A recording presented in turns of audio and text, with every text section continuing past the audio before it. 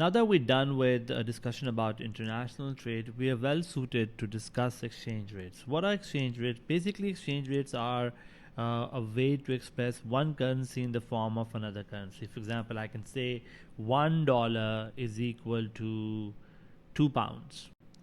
So in this case, I'm expressing pound in terms of dollars, and I'm actually saying that every pound is equal to $2. So for international trade comparisons, it's important for us to find out our exchange rate so that we know that whenever we're buying a foreign good or selling a foreign good, how much of it will be the price in terms of another currency.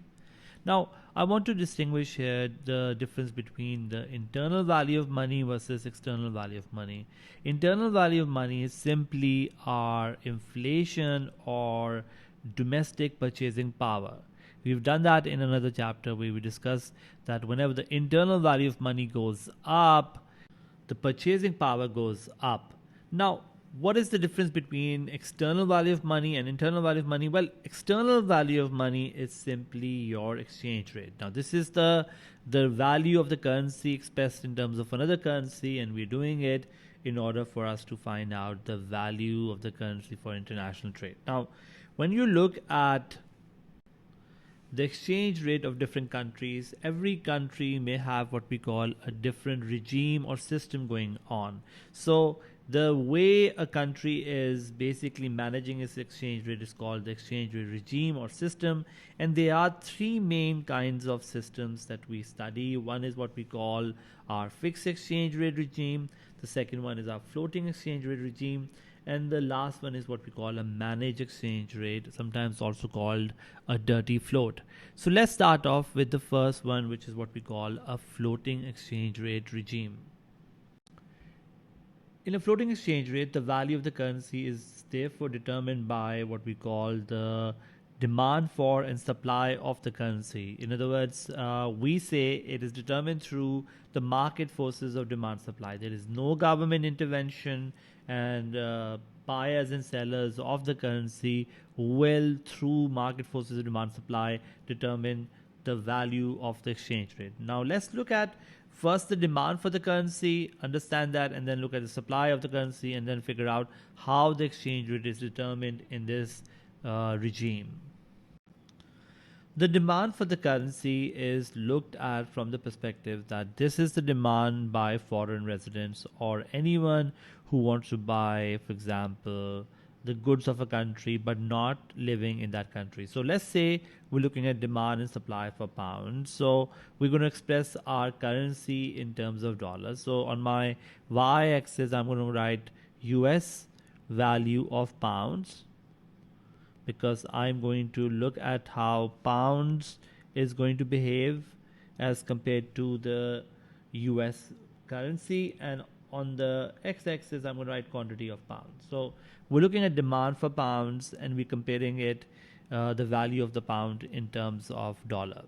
So a typical demand curve for the currency looks like this. The demand curve is downward sloping, which means that when the exchange rate, for example, goes from E0 to E1, when the exchange rate falls, we will see the quantity of pounds demanded to go up. Now, what do you mean by exchange rate going down? Well, if it was £1 is equal to $2, and it becomes £1 is equal to $1, which means now pound is losing value, or pound is becoming weaker. So let me write this: weaker, or in other words, it is depreciating. That's the word we use for losing value, because previously for every pound we were getting $2 worth of goods, but now for every pound we're getting $1 worth of goods. Now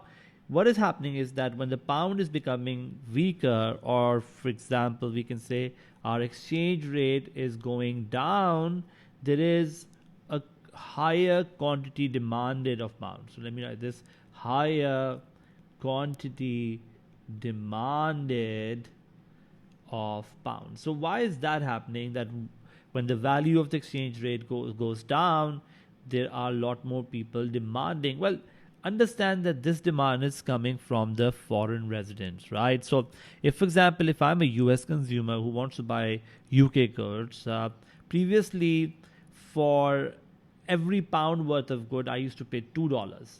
Now, for every pound worth of good, I am paying actually $1, which means that for a US resident, the UK goods are becoming cheaper. So, can I say this, that when the exchange rate goes down, and you will see this, that the UK goods will become cheaper. So, UK goods will now be cheaper.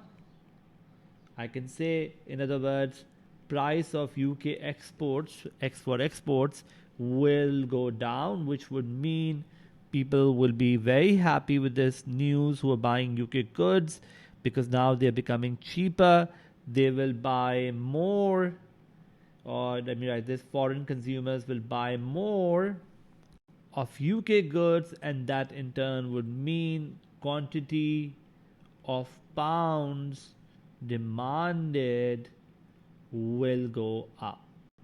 So the reason why we have a downward sloping demand curve for the currency is simply because when the value of the currency goes down, or it depreciates, becomes weaker, a lot more people will want to buy the goods of that country because the goods are now cheaper, and that will result in the quantity demanded to go up. Now, I'm not saying demand goes up, because demand would mean the whole curve will shift.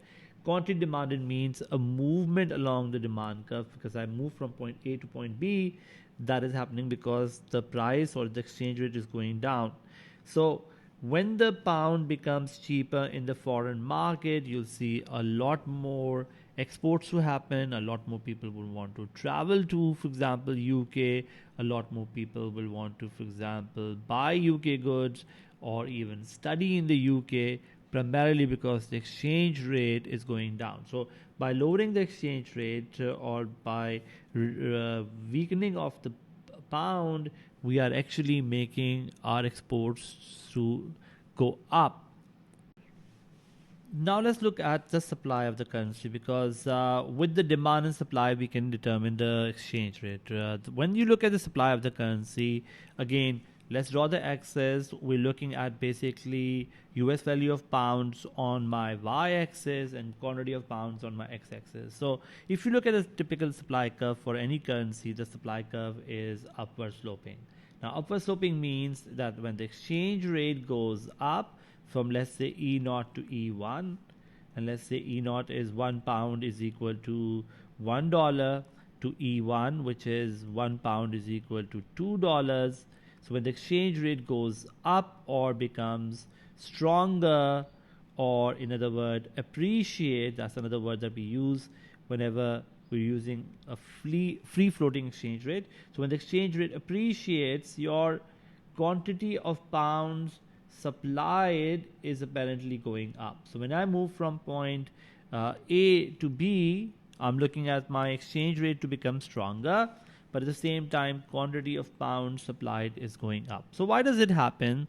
We need to understand, first of all, who is supplying this pound, and who is it supplying to, and why are they supplying it in the first place, and then why is it that when the exchange rate is becoming stronger, more of it is being supplied. So when we look at the pounds are basically supplied by the UK residents, and they're supplying it simply because they are undertaking transactions abroad. For example, they might be undertaking transactions in the US. So for example, when pounds are supplied, what are they obtaining in return? They're obtaining dollars. And what do they do with these dollars? Well, they use these dollars to buy US goods and services.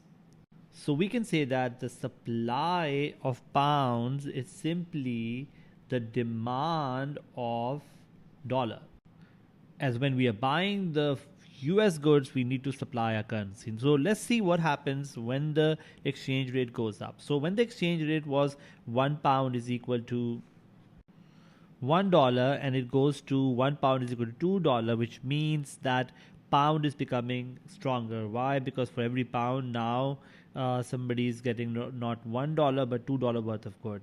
So when the pound becomes stronger, so if I was buying, for example, a US good, for me, every pound used to make me sort of obtain $1 worth of good. Now my pound is stronger, every pound is giving me $2 worth of good, which means when the exchange rate goes up, and we can say the pound is becoming stronger, we will find our foreign goods to become cheaper. So price of imports and for imports will go down. And if imports become cheaper, the quantity of imports will go up, and no wonder we will supply more pounds. So quantity of pounds supplied will now go up, as you can see, from Q0 to Q1. Why? Because now the pound is stronger, we can buy more of the US goods, and as a result of this, more of pounds will be supplied. Now we can sort of look at many sources of supply. If UK residents are buying more of foreign goods, they have to supply more of pounds. If they are traveling abroad, they again have to supply pounds to obtain dollars to go abroad and travel.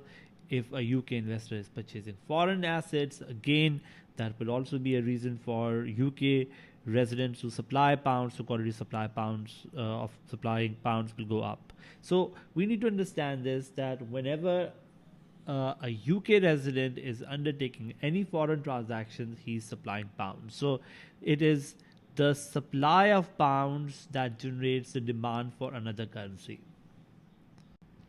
Let's now bring the demand and supply together to look at how the exchange rate is determined. So we've established this idea that the demand curve is downward sloping and the supply curve is upward sloping. Now where the demand meets supply, we have what we call the equilibrium exchange rate E0 and the quantity Q0.